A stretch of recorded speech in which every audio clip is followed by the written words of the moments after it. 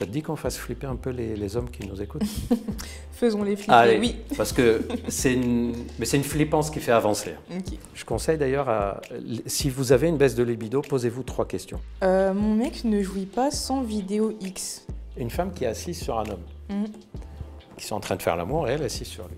À votre avis, dans la majorité des cas, est-ce qu'elle fait des mouvements où elle monte, elle descend? Ou des mouvements de frottement d'avant en arrière,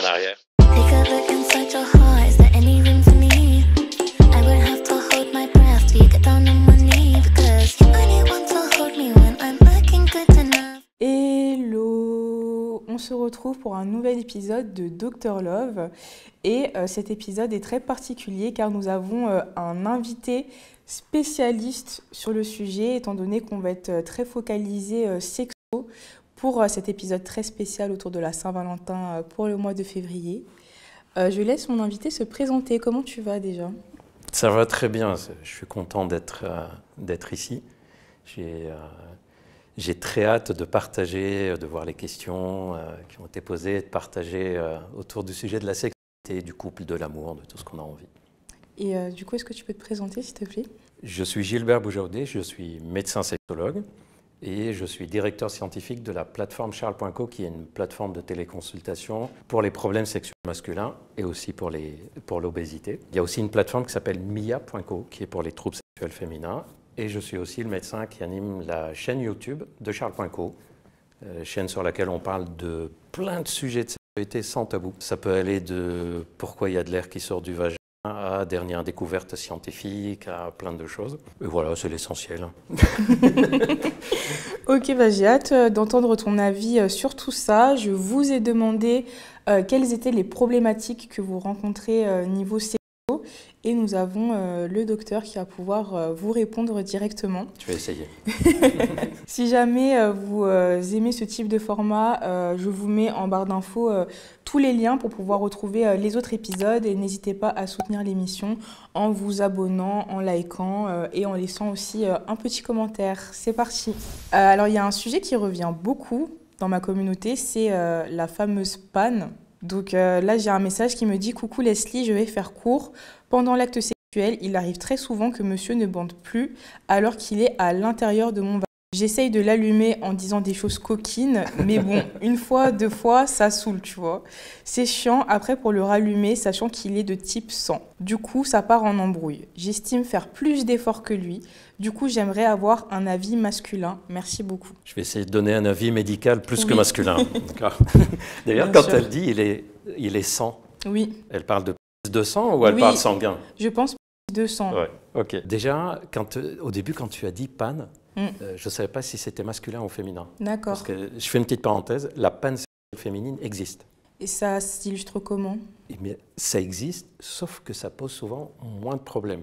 La panne sexuelle, c'est quoi? C'est une situation où on a l'excitation au début, à un moment, puis l'excitation repart. Ok. Quand l'excitation mentale repart, en bas, ça ne fonctionne plus, parce que si on n'est pas excité, ça ne fonctionne pas. Quand une femme a une panne, par exemple, elle est avec quelqu'un, et elle se dit « Ah, j'espère que tout se passe bien, j'espère que je vais lui plaire, ou je suis contrarié par quelque chose, ou je me mets la pression, ou il y a quelque chose dans mon corps qui me gêne, etc. » En fait, elle va avoir une excitation qui diminue, sauf que ça ne se voit pas trop. Donc la femme est capable, dans ce cas-là, de dire « Allez, je prends 30 secondes, 1 minute, 2 minutes, je me ressaisis, je replonge tout doucement dans le fonctionnement sexuel. » Tandis que chez l'homme, s'il a une panne comme ça, en fait, ça se voit. Donc, c'est très difficile à ce moment-là pour les mecs de se dire « Bon, allez, je prends 2-3 minutes », alors que c'est ce qu'il faudrait faire, en fait. De dire bah, « Là, je ne suis pas bien. Écoute, on change de la pénétration, je reprends un peu mes esprits, j'ai divagué dans la tête. » Alors, sur la panne, comme celle qui est décrite dans la question, pour info, on sait que 30% des hommes ont des pannes comme ça de façon régulière. Okay. C'est quelque chose qui est présent et qui nécessite un traitement pour en sortir. Je vais expliquer pourquoi. Mais la panne occasionnelle, de temps en temps, c'est pratiquement 70% des hommes. Et je pense que les 30% restants ne l'ont pas encore eu. Ok, je vois. Ou ils l'ont eu, mais s'en foutent. Ouais, et, okay. Ils ont fait autrement, ils n'ont même pas percuté. Et qu'on soit homme ou femme, personne ne peut être au top à 100% tout le temps, toute sa vie sur le plan sexuel. Il y a toujours un moment ou un autre où on est moins bien. La panne qui va poser problème, c'est celle qui se répète exactement, comme elle dit.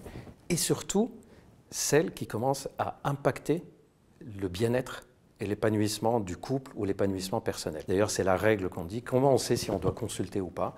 Les personnes qui viennent, par exemple, sur la plateforme, on a un tiers des personnes qui consultent qui sont exactement dans ce cas. D'accord. Un tiers. Jeunes, avec des pannes qui se répètent et qui deviennent problématiques. Comment on sait s'il faut consulter ou téléconsulter? Soit parce que le problème s'est installé, ça fait plus de 2-3 mois, et ça se répète, et on a l'impression qu'on n'a plus la main dessus, on ne s'en sort pas. Soit quand il y a des conséquences psychologiques très fortes, du genre je suis limite choqué par ça, je n'ose plus faire l'amour. On commence à faire l'amour et à peine commencé, je suis déjà en train de penser sur est-ce que ça ne va pas arriver cette fois-ci. Pour parler des causes, quelles sont les causes? Il y a 2 grands types de causes. Soit des causes physiques, s'il fume beaucoup de tabac, s'il ne fait plus de sport, s'il a pris du poids, et une qui est souvent oubliée, s'il ronfle très fort la nuit. Ah bon? Parce que quand on ronfle très fort la nuit, ça veut dire que la respiration ne se fait pas optimale. Et quand on ronfle très fort la nuit, il y a au moins une chance sur 2 chez les hommes que ça soit ce qu'on appelle syndrome d'apnée du sommeil. Ok. La respiration qui s'arrête, qui reprend, qui s'arrête. Or, le ronflement et syndrome d'apnée de sommeil diminuent fortement les érections de la nuit et du matin.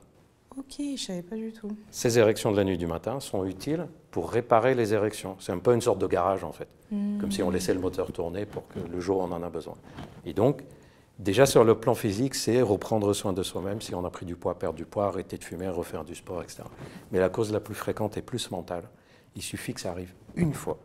Pour une raison totalement banale, on était fatigué, contrarié, on a mal dormi, il y avait un petit conflit, il y avait une pression, une contrariété au boulot qui nous est restée dans la tête, et ça arrive une fois. Sauf que on est tellement choqué par ce qui est arrivé que la fois d'après, on fait quoi? On dit allez, je me concentre cette fois. C'est la pire des choses à faire. Personne ne peut se concentrer et s'exciter en même temps. Impossible. Notre cerveau ne sait pas prendre du plaisir, profiter du moment et de réfléchir à des trucs importants. Je te donne un exemple, tu peux tester, d'ailleurs, vous pouvez tester, vous me dites dans les commentaires. Essayez de manger un super plat que vous adorez, tout en vous concentrant à ne pas vous salir. Vous n'allez pas apprécier le plat de la même façon. Essayez de regarder un jour un film ou le podcast, là, ou la vidéo qu'on est en train de faire, tout en pensant à ce qu'on va faire après. Ou ne pas oublier ceci ou cela. On ne va pas tout écouter. D'ailleurs, pensez à rien d'autre, vous nous écoutez. À partir du moment où on commence pendant le rapport sexuel à avoir des idées parasites de type bon, il faut que tu te concentres. Bon, est-ce que c'est dur, pas dur? Bon, ça a l'air d'aller. Je vais pénétrer, etc.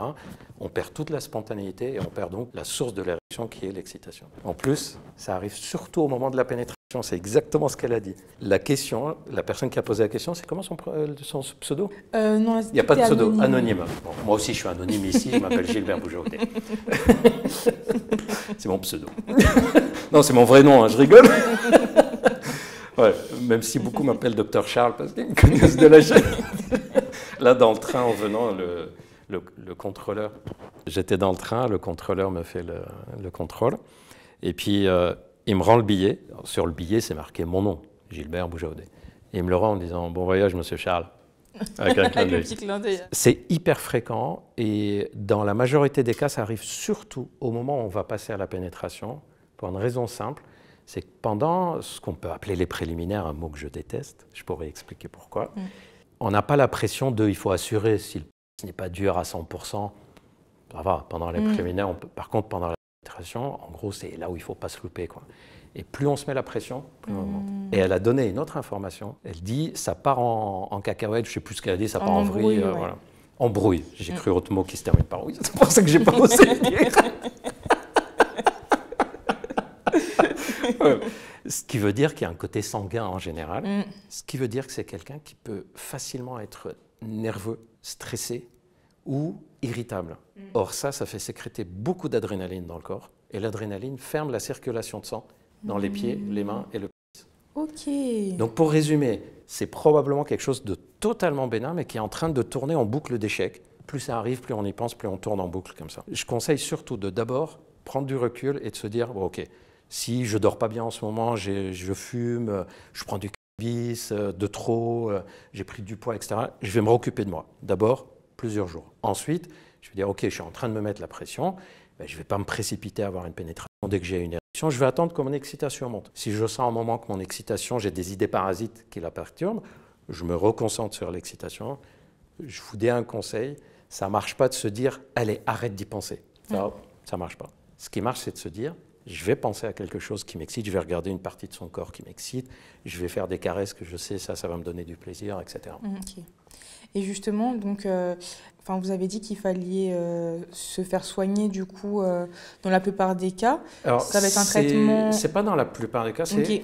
Si là, par exemple, les prochains rapports se passent bien, c'est rentré dans l'ordre, il n'y a pas de problème. Et par contre, quand on soigne, on va expliquer déjà tout ce que je viens d'expliquer et bien sûr rechercher de façon plus personnalisée. Est-ce que la personne n'a pas fait un burn-out qui est passé inaperçu quelques mois avant et c'est le premier symptôme? Dans des situations de mal-être, le trouble peut être le tout premier symptôme de fatigue mentale, d'épuisement. On va chercher est-ce qu'il n'y a pas une cause mécanique. Si ça se trouve, on va faire un bilan en disant mais il y a peut-être un début de diabète ou une diminution des hormones, des choses comme ça. Et pour le traitement, c'est souvent un traitement de relance. Ok. C'est-à-dire qu'on va mettre un traitement qui va relancer les érections de la nuit du matin, relancer les érections même en dehors des rapports sexuels, pas être en érection 2 heures tout seul, mais tu sais, je dis tu sais, monsieur tu le sais, les situations où le couple est ensemble, il y a quelques bisous, quelques caresses, puis ça réagit un peu même si on sait qu'on ne va pas faire l'amour, c'est-à-dire de relancer la circulation de sang dans le corps. Et aussi le traitement permet quoi? Permet que lors des rapports, ça se passe bien. Donc le cerveau, lui, un peu à la fois, il va sortir de l'idée rapport sexuel égale attention, risque, danger. Il va se passer quelque chose de mauvais, et un peu à la fois, il va retrouver rapport sexuel, ah super, je vais passer un bon moment, plaisir. Et progressivement, les personnes commencent à oublier même de prendre le médicament, parce que ça y est, c'est Oui, donc c'est bien un médicament, ou ça peut être aussi du coup un suivi psychologique. Alors, il y a plusieurs façons de faire. Soit il y a une sorte d'urgence. Par exemple, là, le couple qui a posé la question, Ouais. on sent que ça commence à chauffer, et donc on met le médicament, le temps de travailler le fond, pour éviter que plus le temps passe, plus ça s'aggrave. Ok.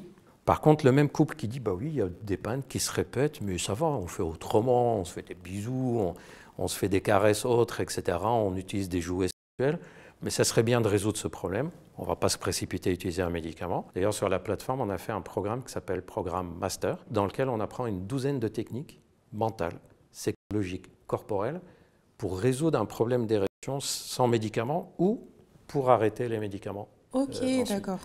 On va apprendre des techniques pour être plus spontané, pour retrouver le côté excitation. Qu'est-ce que je fais si l'érection n'est pas bonne? Travailler les muscles du périnée. Quand on dit Pour muscles du périnée chez les hommes, d'accord, ouais. En général, les mecs ils disent péri quoi? C'est quoi ce truc de femme enceinte? C'est ça, c'est vraiment ça en plus. En fait, on a un périnée et malheureusement, on oublie de le travailler. Surtout, et ça va surprendre, surtout les mecs qui font de la musculation. Mais ils ne travaillent jamais leur périnée. Et pourtant, ils portent du lourd, ils soulèvent, et donc on a beaucoup de pression sur le périnée, vers le bas, vers le bas, vers le bas. Et ça vaut le coup de le retravailler, de le renforcer en fait pour les érections. Okay. Donc dans le programme, sans médicaments, il y a tout ça. Des conseils aussi pour retrouver confiance. Des conseils, ça c'est un truc que je trouve génial, pour développer ce qu'on appelle la capacité d'adaptation. Bah, tiens, j'aimerais bien savoir ce que tu fais. Tu prends une route, tu vas aller et tu as un rendez-vous. Tu arrives et la route, elle est en travaux, elle est bloquée. Toi, tu réagirais comment? Déviation, je cherche un autre moyen. Donc tu dis, OK, je ne peux pas aller par là, je vais chercher une autre solution. Est-ce que tu connais des personnes qui s'énervent, qui s'agacent à ce moment-là? Oui, oui, totalement. Et bien, ces personnes-là sont plus à risque de faire des troubles sexuels. Pourquoi? Parce qu'ils avaient prévu quelque chose. Ça ne se passe pas comme prévu. Et ils n'ont pas le réflexe de dire « c'est pas grave, je vais faire autrement ». Et en faisant autrement, comme par hasard, ça va beaucoup mieux. Ouais. Le fait de dire « mais pourquoi non, je veux que ça se passe comme ça », mais en fait, sexuellement, ça ne peut pas fonctionner. Okay. Donc il y a plein de techniques de ce type qu'on apprend en dehors des rapports sexuels et qui deviennent bénéfiques pour la sexualité. Ok, trop intéressant. Nouvelle problématique, j'ai moins de libido que mon mec.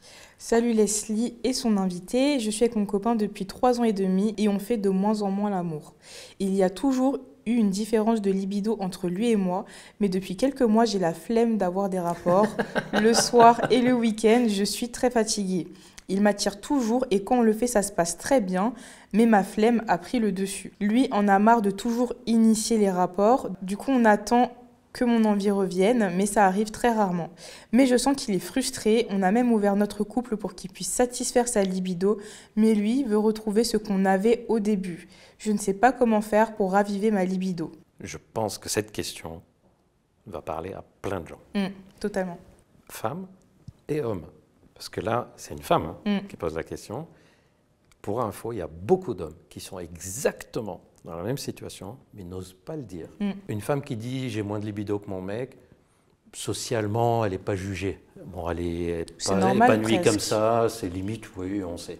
Un mec qui dit « j'ai moins de libido que ma femme », ils ont honte de le dire, et pourtant c'est exactement la même chose. Okay. Je vais vous donner une phrase que vous allez retenir toute votre vie. Quand votre libido baisse, ce n'est pas de votre libido que vous devez vous occuper, c'est de vous-même. Elle le dit d'elle-même, elle est fatiguée. C'est toujours aussi un peu délicat de se dire, mais est-ce que c'est elle qui avait au départ une libido pas très active, ou est-ce que c'est lui qui avait une hyperlibido? Les repères ne sont pas toujours simples à Totalement à trouver. jauger. Quelquefois, il y en a un des deux qui est en demande très élevée, et il faut savoir que quand un des deux a une demande très élevée, ça diminue la demande de l'autre. Ce n'est pas l'appétit qui vient en mangeant. Pour donner un exemple, c'est un peu comme, imagine, tu as des potes qui, tous les samedis, ils t'appellent en disant « on fait ça ce soir, tu viens, on fait ça ce soir, tu viens ». Au bout de quelques semaines, tu ne vas plus rien prévoir le samedi. Tu vas dire oh, bah, ils vont proposer. C'est exactement la même chose quand on a beaucoup de propositions sur le plan sexuel. Bon, au bout d'un moment, on dit « bon, bah, de toute façon, il va le faire ». Donc ça peut faire un effet inverse. En général, ce type de baisse de libido, c'est rarement une libido qu'il faut réveiller. Parce qu'elle a dit réveiller la flamme ou quelque chose. Non, la flemme. Oui, qu'elle avait la flemme et que lui, du coup, il aimerait que ça redevienne comme au début. C'est rarement, et ça c'est un conseil à retenir, c'est rarement une libido qu'il faut rebooster. C'est plutôt des freins qu'il faut enlever. Okay. C'est-à-dire la libido, elle est présente, là en arrière-plan. La preuve, les fois où ils font l'amour, tout se passe bien. Donc sur le plan de libido, finalement, le fonctionnement, il est là. Donc il faut enlever les freins. Et les freins, il y en a 4-5. Soit on revient à l'histoire du sommeil, on ne dort pas, on travaille de nuit, etc. Il faut le rééquilibrer. Soit on est en phase d'épuisement mental, on gère tout à la maison, etc. Soit on est plutôt du genre à faire l'amour, pas forcément avoir des rapports sexuels. Et il y a un décalage avec les attentes de l'autre. Je ne sais pas si c'est clair de dire les deux. Il y a des personnes qui font l'amour, qui n'ont pas développé le côté rapport sexuel. Faire l'amour, c'est quoi? C'est très affectif. Je vais avoir envie parce qu'on passe un bon moment. Okay. Parce qu'on échange, parce qu'il y a une complicité entre nous. Pas parce qu'il passe à poil devant moi. Et dans ce moment, si l'autre fonctionne totalement à l'inverse, je la vois, je la désire. Je pense à elle, je la désire. M'en fous si on passe un bon moment ou pas. Ça va créer un décalage où le moment où on a envie n'est jamais le même. Les personnes, comme la personne qui a posé la question, en général, ils vont avoir des petits moments où l'envie revient. Elles font une sieste l'après-midi, elles se réveillent, elles n'ont pas grand-chose à faire, il n'est pas là, et là, elles disent « j'aurais bien fait l'amour ». Pourquoi? Parce qu'elles étaient juste bien à ce moment-là. Ça aussi, ça joue, c'est-à-dire la charge mentale joue énormément. Et je ne parle pas du fait qu'on se répartit les tâches. Okay. C'est qui gère la répartition. Je vais être très concret là-dessus. Si dans un couple, un des deux dit « voilà ce qu'il faut faire aujourd'hui », même si l'autre fait tout à 100%, celui qui dit va finir par être fatigué.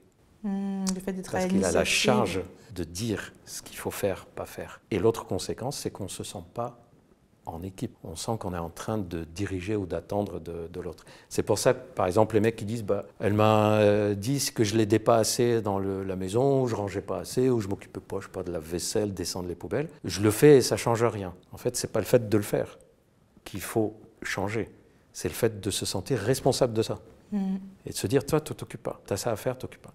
Dernier conseil que je peux donner, c'est que les femmes qui ont une libido qui diminue souvent dans le couple, c'est-à-dire au début présente, ensuite ça diminue tout doucement, tout doucement. Il y en a beaucoup qui disent, moi les premiers mois, ça roule. Dès qu'on devient une relation où on commence à s'installer ensemble, etc., ça diminue. Très très souvent, je retrouve des fonctionnements où la femme a ce qu'on appelle le sens du devoir exacerbé. C'est-à-dire dans sa tête, on fait d'abord ce qu'il faut faire et ensuite on s'amuse.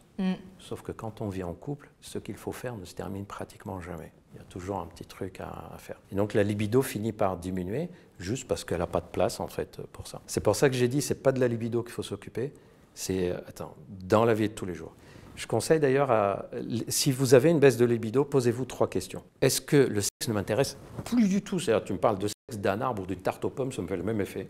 Ou est-ce que le sexe m'intéresse mais je n'y arrive pas? J'ai envie d'avoir envie, mais j'y arrive pas. Deuxième question, est-ce que je n'ai plus envie de faire l'amour? Est-ce que je n'ai plus envie de faire l'amour dans ces circonstances? Dans ce contexte-là, il y a un truc qui me dérange. Troisième question hyper importante. Est-ce que j'ai perdu mon envie sexuelle ou est-ce que j'ai perdu beaucoup d'autres envies?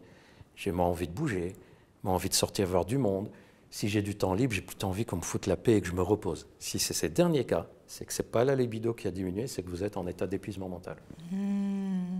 Non, c'est vrai, en fait, on néglige les différentes sources d'où ça pourrait venir directement. On se dit que c'est de notre faute, qu'on n'est pas suffisante, ou alors qu'on n'est pas compatible aussi avec son partenaire. Tu vois, ce qu'on disait tout à l'heure, c'est ce qu'on appelle l'angoisse de performance. Et même chez les femmes, il y a l'angoisse de performance. À tel point qu'elle a proposé d'ouvrir son couple. On ne sait pas si c'est un truc auquel elle aurait pensé s'il n'y avait pas ça. Totalement. D'ailleurs, le fait qu'elle a ouvert le couple pour qu'il puisse satisfaire ses envies, ses besoins, c'est que probablement elle a un fonctionnement où elle pense qu'elle doit toujours faire au mieux. Et le sens du devoir dont je parlais tout à l'heure. C'est incompatible. Je vous assure, le fait d'être très cartésien, le sens du devoir, et la libido, pas trop compatible, parce que la libido nécessite beaucoup de spontanéité, instinctivité, réaction. La personne qui pose la question, par exemple, hein, je lui aurais dit en consultation, si là maintenant quelqu'un t'appelle et te dit « Ah, on fait un truc cet après-midi, une surprise pour machin, c'est son anniversaire, viens, est-ce que tu es dispo ?» Si ton premier réflexe c'est de dire « Attends, je regarde mon agenda, j'ai quoi cet après-midi, ah mince, je ne peux pas y aller », t'étonne pas d'avoir à un moment ou à un autre un problème de libido. Par contre, si ton premier réflexe c'est « Excellente idée, c'est chouette, j'ai trop envie, mais attends, je vérifie ». C'est-à-dire d'abord la réaction instinctive émotionnelle et ensuite la réaction réfléchie. Plus on développe la réaction réfléchie, plus on risque de mettre de côté notre libido qui appartient au monde très instinctif, très spontané en fait. Ok, toujours aussi intéressant. Alors, en plus, là, vous avez des pistes pour réfléchir. Tout ce que je viens de dire sur la libido de cette personne qui a posé la question fonctionne aussi pour la libido masculine. Okay. D'ailleurs, je ne sais pas si tu le sais, il y a beaucoup d'hommes qui consultent, par exemple sur la plateforme charles.co, au début on faisait que des consultations, problème d'érection, problème d'éjaculation précoce. Et on s'est rendu compte qu'il y avait beaucoup de mecs qui voulaient consulter pour baisse de libido. Ok. Et des jeunes.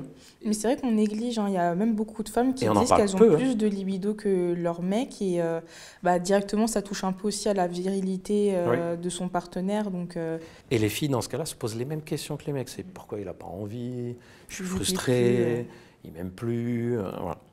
Totalement. Nouvelle problématique, j'ai peur des maladies. Je n'ai pas le vaccin HPV, donc papillomavirus, et je ne suis plus vierge, donc je crois que je ne peux plus le faire. Ça se transmet facilement et c'est répandu et j'avoue que ça me bloque dans ma vie sexuelle. Je suis célibataire et ouverte aux rencontres plus ou moins sérieuses, mais j'ai du mal à passer à l'acte. Un peu délicat de demander à un mec un dépistage de l'HPV. C'est les clean.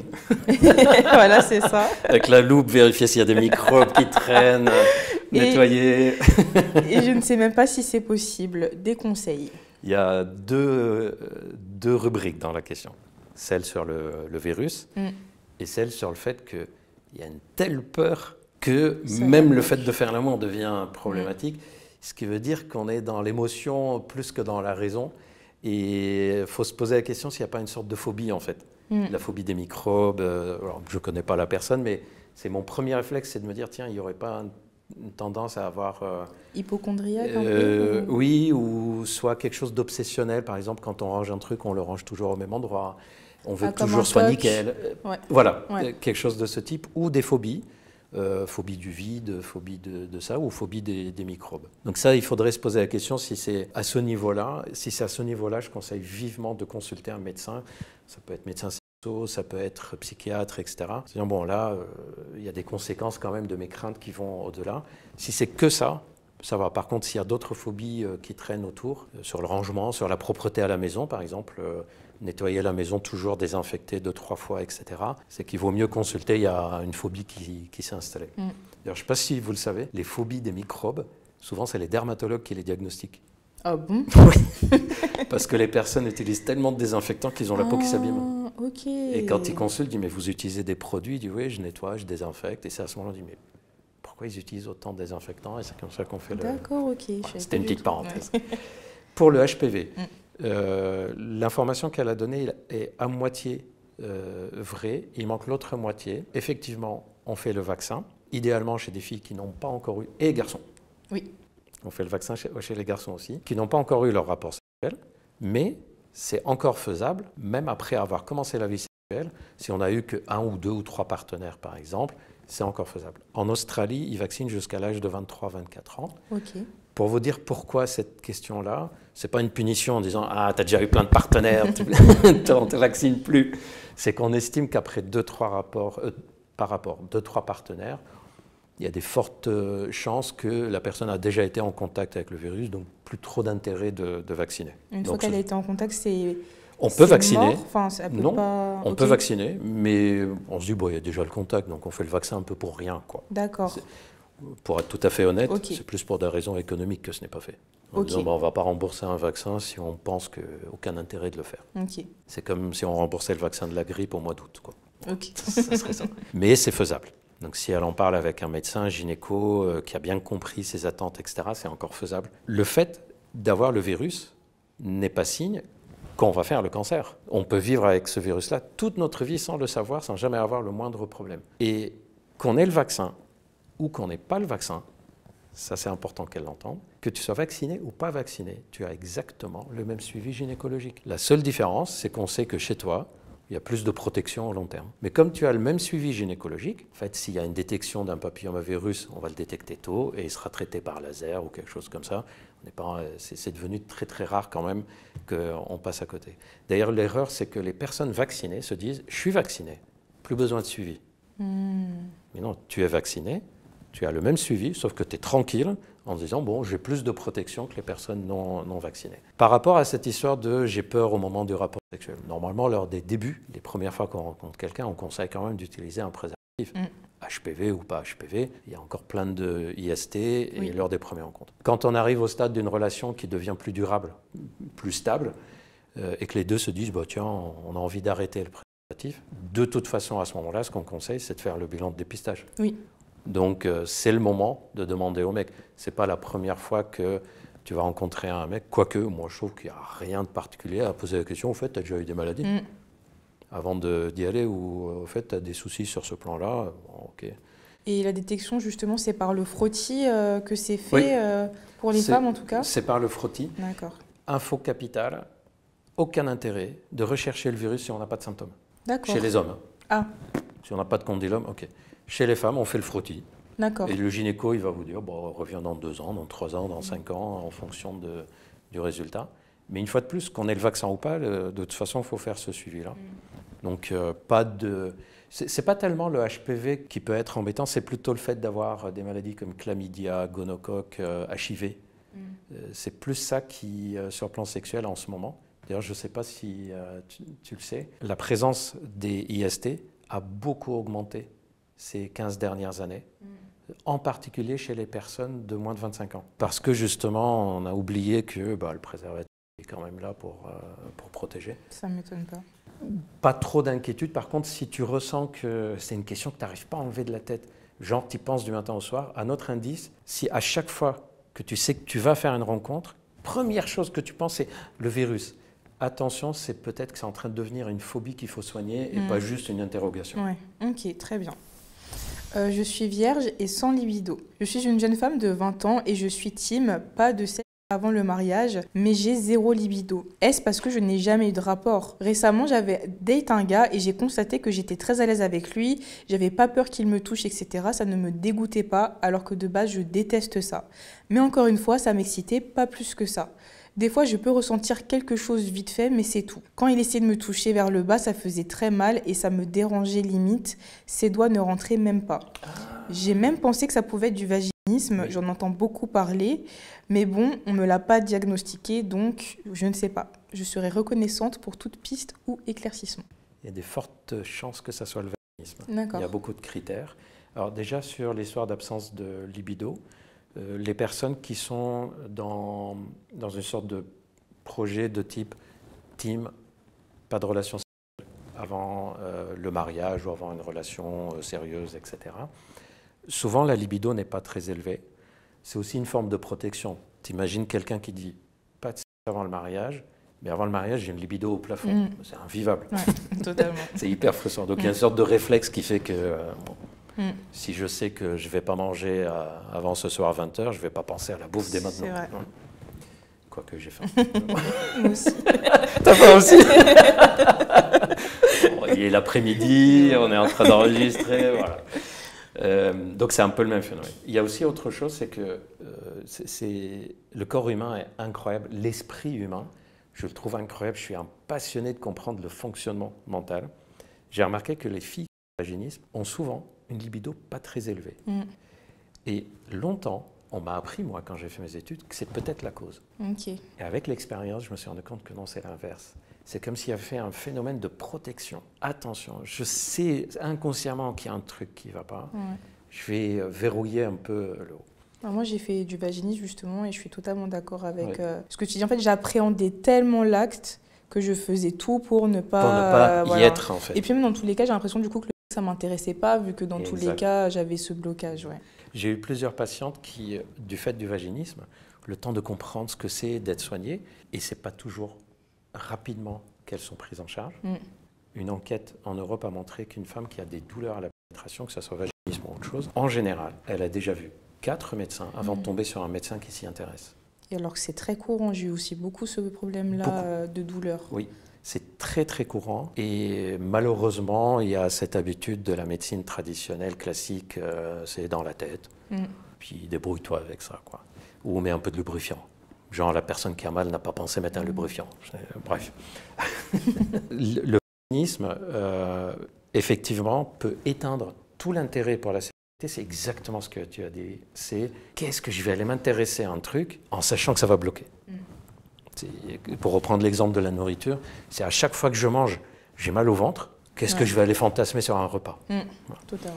Donc je pense que c'est ça, alors qu'on continue à dire que c'est le manque de libido qui donne le vaginisme. J'ai même vu des femmes qui sont engagées dans des mouvements religieux, elles sont devenues religieuses dans des couvents, qui sont engagées dans l'armée pour ne pas avoir de relations stables, etc., pour fuir, pour éviter et reculer le plus possible le moment où elles vont devoir affronter les populations. Et là, quand elle dit le doigt ne rentrait même pas et c'était douloureux, on a quasiment tout le reste des symptômes. Rappel pour les personnes qui ne savent pas ce que c'est le vaginisme, c'est une contraction involontaire et inconsciente des muscles qui entourent le vagin. Ce qui fait que la pénétration peut devenir soit impossible, soit très douloureuse, soit vraiment très difficile. Et souvent, c'est associé à un état une sorte de panique à l'approche de la pénétration. On ne comprend même pas pourquoi on a peur, mais on a peur. Une fois qu'on a commencé, on sait pourquoi on a peur après, parce qu'on a eu mal la première fois. Mais au début, il y a une sorte de peur un peu de ça. Les causes, quand on cherche pourquoi, première cause en général à laquelle tout le monde pense, c'est attouchement dans l'enfance. Oui, ça existe, ce n'est pas la cause la plus fréquente. La cause la plus fréquente, c'est, déjà il y a un terrain d'éducation, par exemple les filles à qui on a dit « attention, une fille bien ne couche pas à droite à gauche ». Moi j'ai eu une femme qui a un vaginisme qui m'a dit « les premières fois où j'ai fait l'amour, j'avais l'impression que mon père était au-dessus de mon épaule en me disant « t'es sûr que c'est un homme bien ?» Va te détendre avec ça. Ça me fait penser à une série, je ne sais pas si tu connais, ça s'appelle Jane de Virgin. Oui.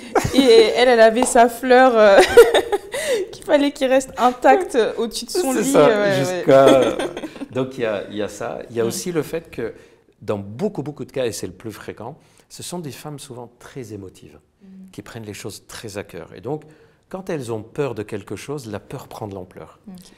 Elles peuvent dépasser ça dans d'autres situations. Exemple, je passe mon permis et oh là là, j'ai peur. Ben, elles peuvent très bien avoir peur intérieurement et essayer de se dire je me détends, ça va aller. Sexuellement, c'est super difficile de se détendre, surtout quand il y a ce réflexe. Et il y a quelques pistes qui laissent supposer que parfois ça dépend aussi de la forme du bassin. Par exemple, on s'est rendu compte que c'est plus fréquent dans certaines populations, comme par exemple les populations méditerranéennes, dans les pays arabes, dans les pays africains. Et c'est un peu plus fréquent, même si dans tous les pays du monde, c'est 15 à 20% des débuts de relations. Certaines femmes qui ont un vaginisme s'en sortent toutes seules en y allant progressivement. En disant, ok, tranquille, on va le faire. Je vais toute seule m'habituer à introduire un bout du doigt, etc. Je vais me renseigner. Je vais faire un programme sur la plateforme mia.co. On a fait un programme d'accompagnement à distance pour toutes les femmes qui ont un vaginisme avec des exercices musculaires et des techniques mentales, parce qu'on sait que c'est très difficile de consulter pour ça. Et on peut le faire même sans avoir consulté. Et donc, pendant longtemps, là aussi, j'ai cru que si c'était fréquent chez les personnes qui ont telle ou telle origine, je me disais, est-ce que c'est pas en lien avec soit la religion, qui peut être trop, bloquante sur le début de sexualité, soit l'éducation, etc. Il y a quelques études qui commencent à dire, mais est-ce qu'il n'y aurait pas une forme de bassin qui favoriserait qu'au début des relations, les muscles soient un peu plus contractés. De toute façon, quelle que soit la cause, le traitement est toujours le même. On réapprend aux muscles de ne pas se contracter et de se réouvrir progressivement. Et on travaille le mental qui, lui, a malheureusement pris l'habitude de paniquer, de stresser dans ces cas-là. Petite astuce, si vous voulez tester vos muscles du vagin. Pour ouvrir les muscles du vagin, est-ce que vous savez ce qu'il faut faire? Non. Il faut pousser comme si on voulait faire sortir quelque chose qui est dans le vagin. Pour voir de quoi il s'agit, vous pouvez mettre le bout du doigt, par exemple, sur l'orifice vaginal et vous toussez. Okay. Ça pousse vers le bas. Ou vous poussez comme si vous voulez aller aux toilettes. Et vous allez sentir que le vagin, à ce moment-là, s'ouvre un peu. Okay. Or, l'erreur qu'on fait quand on a le vaginisme, c'est qu'on essaie de se contracter un peu comme si on voulait aider la pénétration et ça contracte encore plus. C'est une astuce utile pour toutes les personnes qui disent, moi, toujours les toutes premières pénétrations d'un rapport, les 30 premières secondes, c'est toujours un peu délicat pour moi, c'est un peu serré. Faites ce mouvement-là de pousser vers le bas, comme si vous toussez ou comme si vous rigolez ou vous allez aux toilettes, et en fait, ça va détendre les muscles. Bon, il y a plein d'autres exercices, mais celui-là, il est... Ok, bah c'est très bon à savoir. Ouais. Mon mec ne jouit pas sans vidéo X. Bonjour Leslie, mon copain n'arrive pas à jouir en moi, il a des orgasmes, il est obligé de regarder du pour jouir. Il m'a expliqué que ça a toujours été comme ça, peu importe la relation, que ce soit en couple ou pas, il est bloqué mentalement, il est au bord de jouir, mais c'est comme si son corps refusait. Au début, ça m'inquiétait beaucoup parce que je n'ai jamais été confrontée à cette situation avec mes anciens partenaires, donc je me disais que c'était moi le problème, mais après plusieurs explications à ce sujet, j'ai mieux compris. Y a-t-il une solution pour nous aider? Merci d'avance pour votre réponse. Yes, il y a des solutions. Il y a des solutions à tout. Presque. Presque. Voilà. Par exemple, le fait que je parle beaucoup, il n'y a pas de solution, j'ai désespéré depuis longtemps. C'est pas grave, je pense que les filles boivent tes paroles. On est en train de parler typiquement de ce qu'on appelle anorgasmie coïtale, ou plutôt anéjaculation coïtale. Ça veut dire qu'on n'éjacule pas lors de la pénétration ou du rapport sexuel, surtout pénétration. Dans le passé, jusqu'à il y a une vingtaine d'années, on pensait que ça concernait 1% des hommes. D'ailleurs, on parle beaucoup plus de l'inverse. L'éjaculation rapide. Et les enquêtes récentes montrent quand même que ça concernerait 10% des hommes, cette anéjaculation pendant les rapports. Comme c'est récent, les recherches dessus ne sont pas très actives, mais on a quand même de plus en plus de pistes. Par exemple, le fait de jouir uniquement par porno. On pourrait imaginer que le rapport sexuel ne l'intéresse pas et le porno l'excite plus. C'est faux. En fait, ce sont des hommes qui peuvent avoir un manque de sensibilité au niveau du pénis. Quand on touche, on frotte, c'est pas aussi sensible que la moyenne. Sauf que ça, comment voulez-vous que la personne le devine? Il va pas essayer de changer son pénis 10 fois pour voir est-ce que le sien réagit Bien comme sûr, ça. Bah voilà. oui, on peut pas savoir la sensibilité. Et même s'il demande à tes potes, ils vont dire il est sensible, moi normal, si tu veux que je te dise, j'en sais rien. Quand il n'est pas sensible, il y a une sorte d'habitude, c'est quand on est seul et qu'on se masturbe, on sent qu'il faut appuyer fort. Et donc, on va appuyer de plus en plus fort pour provoquer l'éjaculation. Sauf que ça, on ne peut pas le reproduire par pénétration. Par exemple, par masturbation, si on a envie, on peut appuyer que sur le bout du gland, que sur une zone qu'on trouve, c'est la plus sensible pour nous, ou appuyer fort, ou faire des mouvements qui ne sont pas des mouvements juste de serrer, mais des mouvements un peu comme si on le tordait, comme ça. Par pénétration, le pénis va dire je ne reconnais pas les sensations, moi, qui me donnent la jouissance. D'ailleurs, je fais une parenthèse, c'est la même chose que chez les femmes qui disent je jouis seul, mais pas par pénétration. Ah, mais je l'ai en plus, cette question-là. On va en reparler après. Ok, super. Donc, première chose, c'est qu'il y a probablement un manque de sensibilité. Et donc, premier conseil qu'on peut faire, c'est, lors de la masturbation, avec ou sans porno, de mettre un peu de lubrifiant sur le pénis, sur la main, par masturbation, ce qui va diminuer les sensations physiques. Okay. Et donc, ça va obliger à se rapprocher le plus possible de la pénétration. Autre astuce, c'est de se masturber avec une vaginette. Alors, la vaginette, c'est des trucs vendus maintenant un peu partout, en gélatine. Ça reproduit les sensations qu'on a dans le vagin. Et donc, un peu à la fois, le corps et le cerveau va se réhabituer à la jouissance qui n'est pas par la main qui frotte, mais par d'autres sensations. Deuxième phénomène très, très, très, très important, vraiment important. J'ai dit que c'est important? Oui. Oui, ok. Il est très important. C'est que ce sont souvent des personnes qui ont une capacité à cogiter très élevée, intérieurement. Ça tourne, ça mouline, etc. Et pour jouir, il faut que le cerveau se mette au repos. Et donc, c'est des personnes qui n'arrivent pas à mettre leur cerveau au repos. Ils cogitent vraiment en continu, même en dormant. Des fois, ils cogitent, des fois, ils grincent des dents, même en dormant. Bref, ça turbine. D'ailleurs, je ne sais pas si tu le sais, pendant l'orgasme masculin, notre électroencéphalogramme est plat. Okay. C'est-à-dire, pendant qu'un mec jouit, tu lui demandes 1 + 1, ça fait combien? C'est je sais pas. Ah ouais, vraiment aucune capacité. Ouais. On n'a pas fait l'étude chez les femmes, mais on suppose que c'est pareil. Donc, il faut vraiment que le cerveau déconnecte complètement. Donc, quelqu'un qui a une énorme capacité mentale. D'ailleurs, ce sont souvent des personnes qui ont une grosse capacité de gestion. On retrouve souvent dans les hommes qui ont difficulté à jouir comme ça, des mecs qui ont des postes à responsabilité, des gendarmes,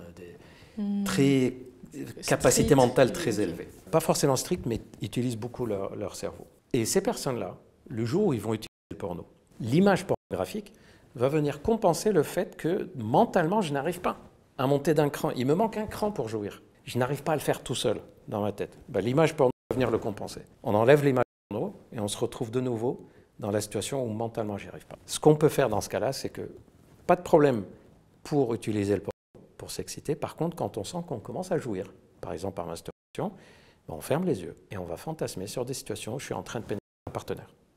Pas moi. Hein. Je me suis rendu compte. Ouais, on comprend. Voilà, tranquille, on s'emballe pas. Donc le fait de fantasmer sur, je suis en train de me masturber, je ferme les yeux et je pense que je suis en train de pénétrer ma partenaire. En fait, progressivement, le cerveau, il va faire quoi? Il va reconnecter pénétration de cette personne et survenance de jouissance. Inconsciemment, ça va se reconnecter. Et pour les gens qui doutent de ça, on fait toutes et tous des connexions tout le temps. Exemple, dis-moi si ça t'arrive. Tu entends une musique et tu es contente, parce que cette musique te rappelle quelque chose, des vacances, etc. À l'inverse, tu entends une musique et tu n'es pas contente, tu es un peu triste, parce que ça te rappelle une musique que tu écoutais quand tu as eu un problème de famille, etc. Parfois, on sent une odeur. Totalement. Et on est bien. Ouais. On dit, mais oui, ça me rappelle quand j'étais chez ma grand-mère, elle faisait ce gâteau-là. On a même utilisé une technique pour les gens qui veulent apprendre pour réussir dans des examens. Par exemple, pendant que tu révises, tu sens une odeur. Quelque chose qui sent bon, idéalement bon, si ça pue. Et ce même truc, tu vas le prendre avec toi pour tes examens. Ben, le fait de le ressentir, ton cerveau inconsciemment va se remémorer ce à quoi tu pensais au moment où tu sentais ce truc-là. Donc, l'idée, c'est de reconnecter le fait que dans ma tête, dans mes fantasmes, je jouis en pénétrant, avec le fait que ça survient et le cerveau va faire le reste. Autre astuce, c'est le fait de jouir comme vous avez envie pendant les rapports, sauf que juste après avoir joui, on fait une pénétration. Quand un mec a éjaculé, il peut éjaculer pendant le rapport avec masturbation, que ce soit lui, c'est madame qui le masturbe, avec un sextoy, peu importe. Quand un homme a éjaculé, les réactions ne retombent pas à 0 en 2 secondes. Ça retombe lentement. Et bien, ces secondes qui suivent, on en profite pour pénétrer. En général, il y a encore un dernier relent d'orgasme, 1 ou 2 contractions. Chez les filles aussi, quand on a eu un orgasme, dans les 30 secondes qui suivent, on sent qu'il y a un reste comme ça qui traîne.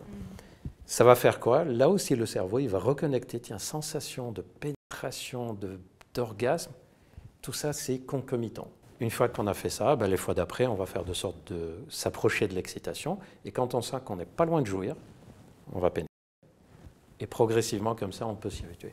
Et quelquefois, on rajoute des traitements qui permettent d'améliorer la contraction en fait, des muscles. Quelquefois, on rajoute des produits à base de plantes qui diminuent la cogitation, en fait, qui permettent ce qu'on appelle le fameux lâcher-prise, l'explosion du lâcher-prise. Okay. Donc, effectivement, c'est les hommes qui ont ça, c'est très rarement lié au fait que ça ne va pas. C'est plutôt un fonctionnement qu'ils ont. Et d'ailleurs, à ton avis, à quel moment ce genre de couple consulte le plus souvent? Quand je vais le dire, tu vas dire, mais oui. Au moment de concevoir. Voilà. Oui. Quand il y a un projet d'enfant, et c'est là qu'ils consultent. Alors pourquoi j'évoque ça? Parce que quand ils consultent au moment où il faut faire un enfant, il faut bien que le sperme aille dans le vagin pour ça. Malheureusement, ça complique légèrement les choses parce que ça met une pression supplémentaire. Il faut y arriver là. C'est vrai. Voilà. Et donc, ça arrive, et les gynécos, les spécialistes de la reproduction sont OK avec ça. Ça arrive qu'on fasse des inséminations pour qu'il y ait la grossesse, pour pouvoir travailler le reste tranquille sans se mettre la pression. Okay. Sinon, à chaque fois qu'il y a un rapport sexuel, ils vont se dire, il faut y arriver, il faut qu'on ait quand même un début de grossesse. Et donc, comment tu veux se détendre dans ces conditions? Totalement. Donc, si c'est votre cas, il n'y a aucun problème à faire les 2 projets en même temps. Ok, super. Je n'ai jamais atteint l'orgasme pendant un rapport sexuel, mais j'arrive très bien à l'atteindre seule en me masturbant ou alors quand j'ai un sextoy qui stimule mon clitoris. Que faire? Ne plus dire qu'on n'a pas d'orgasme. C'est pas l'orgasme qui ne va pas, c'est la façon dont on l'utilise dans ce cas-là.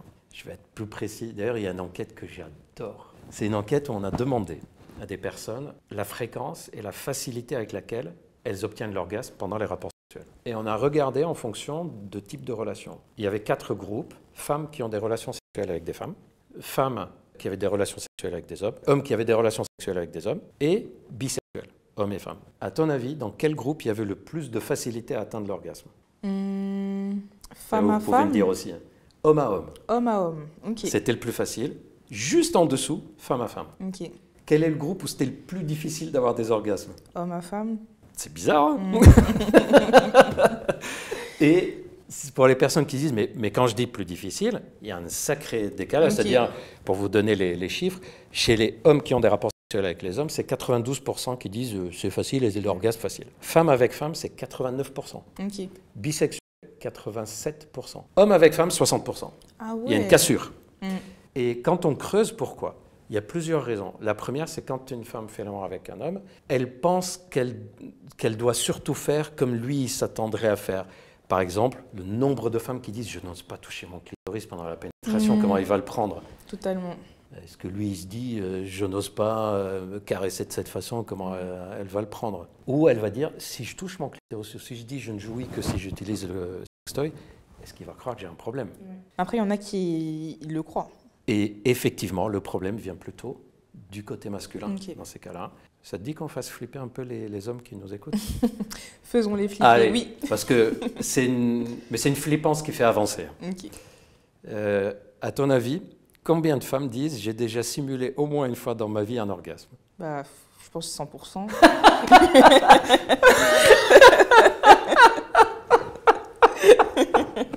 On est un peu en dessous quand même, 65%. Ok. Parce qu'il y a quand même un tiers des femmes qui disent bah non, je le dis, c'est bon, on arrête. D'accord, ok. Voilà. Il y a quand même un tiers qui ont confiance. Ils sont un peu honnêtes. Voilà. Okay. Combien de femmes disent je le simule très régulièrement? C'est une mode, quoi. Voilà. 30%? On est à 40%. Ok. Et quand on leur demande mais pourquoi vous simulez? Les réponses les plus fréquentes, c'est pour pas le vexer. Je sentais que ce jour-là, ça allait pas venir, et au lieu de lui dire c'est tout, on arrête, je jouis pas, je fais semblant et comme ça, c'est terminé. Par peur qu'il pense que j'ai un problème, par peur qu'il me quitte. Et la simulation dans le milieu lesbien est beaucoup moins fréquente. Ok, en fait, elles se disent les choses. C'est plus la relation avec les hommes. Et là, quand on l'entend, en fait, elle n'a aucun problème d'orgasme, elle jouit. Oui. Si elle ne jouit pas pendant les rapports sexuels, c'est qu'elle ne fait pas pendant les rapports sexuels ce qui la fait jouir. Donc ce n'est pas l'orgasme qui pose problème, c'est la façon de faire l'amour. Son corps lui a donné la méthode. Il lui a dit je jouis de telle façon. Par exemple, l'idéal dans un cas comme ça, c'est de se dire comment je jouis tout seul. Je vais essayer de faire l'amour d'une façon qui se rapproche le plus possible de ça. Exemple, si toute seule, une femme jouit en stimulant son clitoris et en mettant quelque chose de petit dans le vagin, ça peut être un petit sextoy qui vibre pas, qui souffle, peu importe, ça peut être un doigt, il faudrait qu'elle reproduise ça pendant les rapports sexuels. C'est comme ça que son corps fonctionne. Si c'est avec sextoy, il n'y a aucun problème avec sextoy. Si c'est allongé à plat ventre, c'est allongé à plat ventre qu'il faut qu'elle se mette quand le jour où elle a envie de jouir. On a regardé aussi les positions dans lesquelles les femmes jouissent le plus. Disent en tout cas que c'est là où j'ai le plus de jouissance. La position du missionnaire n'était pas la première. Okay. Et pourtant, c'est celle dans laquelle tout le monde dit c'est comme ça qu'il faut y arriver. Position d'Andromaque, quand la femme est assise sur l'homme, c'est une des celles qui facilite le plus parce que, et d'ailleurs là je vous le donne en mille, une femme qui est assise sur un homme, qui sont en train de faire l'amour et elle est assise sur lui. À votre avis, dans la majorité des cas, est-ce qu'elle fait des mouvements où elle monte, elle descend, ou des mouvements de frottement d'avant en arrière? De frottement. Et pourquoi elle le fait? Parce que ça stimule le clitoris. Parce que ça stimule le clitoris, la vulve, les lèvres, qui sont aussi source de plaisir. Et à l'intérieur, le pénis, au lieu de faire des mouvements de rentrée et de sortie, il fait des mouvements comme ça. Ouais. Donc, ça va venir toucher les branches internes du clitoris aussi, et toute la musculature, en fait, du vagin. Et si les femmes bougent comme ça en position d'Andromaque, pourquoi en position de missionnaire, ça ne serait pas le mec qui rentre et on fait des mouvements, par exemple? Oui, c'est vrai. Okay. Pour rappel, le clitoris est un organe principal dans la jouissance. Et pour les personnes qui en doutent, je vous pose une question et vous me dites dans les commentaires si vous avez la réponse. À quoi sert d'autre le clitoris, autre que l'orgasme et le plaisir sexuel? À rien. Donc il y a un organe dans le corps humain qui sert qu'à ça. Ouais. Et on voudrait jouir sans l'utiliser. C'est comme si vous me dites, Bah écoute, faudrait que tu puisses voir, mais sans les yeux. Hein. Puisque les yeux ne servent qu'à voir, bah, il ne faut pas que les yeux... Bah, pourquoi? Et c'est important de rappeler justement qu'il l'entoure aussi, du coup... Il entoure tout l'intérieur. Ouais. Le vagin, pour info, n'est pas l'organe le plus sensible. La preuve, tout à l'heure, on a parlé de virus, de visite chez le gynéco.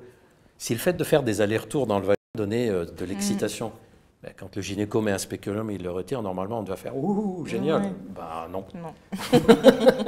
Je vous rappelle que chez le gynéco, on est capable de faire des frottis. C'est on frotte hein, à l'intérieur. Vous pensez que si c'était hypersensible, vous imaginez le frottis sur le clitoris Non, c'est pas énervé de la même façon.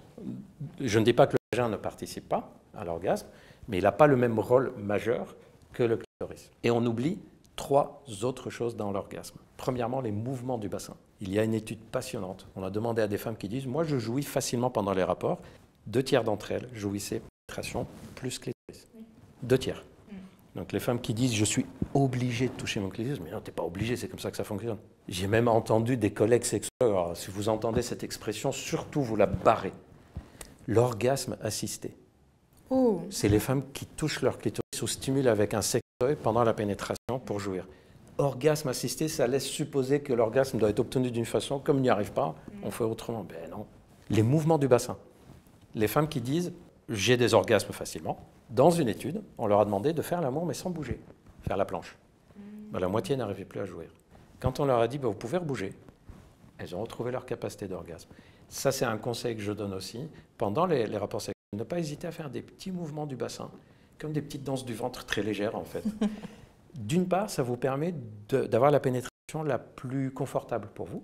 D'autre part, ça vous permet de stimuler par exemple l'angle du pénis qui rentre. Ben, il peut rentrer en stimulant telle ou telle zone de la vulve ou telle zone. Et vous allez vous positionner en fonction de ce qui vous donne le plus de sensations. Et en plus, ces petits mouvements du bassin stimulent la circulation du sang à l'intérieur et font un petit massage sur les branches internes du clitoris. On fait un petit massage clitoridien interne. Autre chose qu'on oublie souvent, décapuchonner le clitoris. Sur le clitoris, il y a une peau qui vient au-dessus. Vous pouvez regarder votre clitoris et vous verrez qu'il y a une petite peau qui vient au-dessus. Chez certaines femmes, cette peau est plus large, plus longue. Exactement comme chez les mecs, où le prépuce peut être plus ou moins long ou plus ou moins serré. Si vous avez la peau qui est un peu longue, quand votre clitoris est gonflé, engorgé de sang, et qu'il est stimulé, ben vous risquez de ne pas sentir grand-chose s'il y a au-dessus la peau. Et dans ce cas, il suffit de décapuchonner, décaloter en fait. Comment on fait? On met la main sur le bas du ventre et on tire un tout petit peu vers le haut. Okay. Ou on met 2 doigts autour de la vulve et on soulève légèrement la peau vers le haut et ça révèle toute la partie qui était cachée du clitoris. Ça peut expliquer pourquoi certaines femmes disent « toute seule, j'y arrive, quand c'est mon mec qui le fait par exemple, et j'y arrive pas » ou c'est très long, très difficile à obtenir. Et dernier élément pour l'orgasme, c'est plus on essaye de jouir comme on nous a dit qu'il faut jouir, et moins on y arrive. Plus on jouit comme on a envie, comme notre corps nous dit ben, « c'est comme ça que je fonctionne », plus on y arrive. Donc, pour la personne qui a posé la question, oublie que tu as un problème, profite de comment ça fonctionne. Et si ton mec n'apprécie pas que tu utilises un sextoy pendant la pénétration, c'est son problème, pas le tien. Totalement. Très juste. Et bien enfin, on va terminer sur une dernière question. Ce n'est pas une situation, mais est-ce qu'il y a un risque psychologique ou physique quand une femme se masturbe beaucoup? Non, ce n'est pas la masturbation. Par contre, la raison pour laquelle elle se masturbe beaucoup, il peut y avoir un risque. Pour être précis là-dessus, il n'y a aucune étude, et pourtant on en a fait, qui a montré que la masturbation, que ce soit masculine ou féminine, en tant que telle, est associée à la survenue de problèmes. En revanche, c'est la façon avec laquelle on se masturbe et la raison pour laquelle on se masturbe. Exemple, si on se masturbe beaucoup parce qu'on est anxieux, angoissé, etc., et on a remarqué que ça nous calme. Ce n'est pas le fait de se masturber beaucoup, c'est le fait qu'on est très anxieux, angoissé, et c'est le seul médicament, entre guillemets, qu'on a trouvé. Donc là, oui, effectivement, à un moment ou à un autre, ça peut poser problème. S'il y a beaucoup de masturbation, avec une méthode qui peut rendre la zone difficile la méthode difficile à reproduire. Exemple, j'en ai vu, masturbation avec quelque chose de dur. Chez les mecs, j'ai vu les rouleaux de sopalin. Tu sais, le carton. Okay. Et ils mettaient le pénis à l'intérieur et ils frottaient avec. Ça a tellement désensibilisé la peau qu'après, c'était devenu pas possible.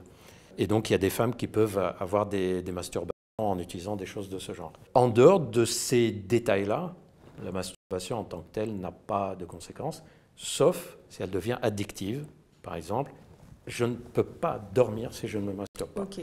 Il faut trouver une autre méthode.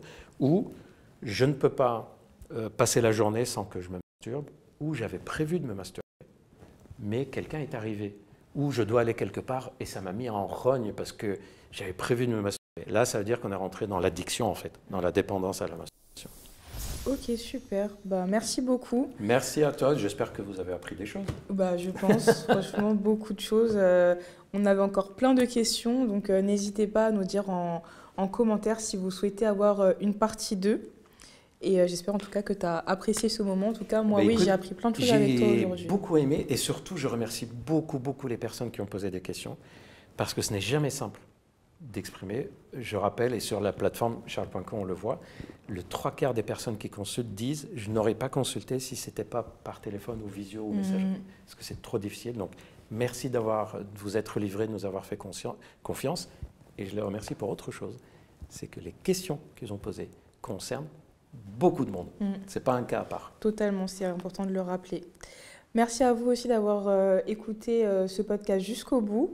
N'hésitez pas, vous avez tous les liens en barre d'infos, même pour retrouver le docteur directement sur ces plateformes.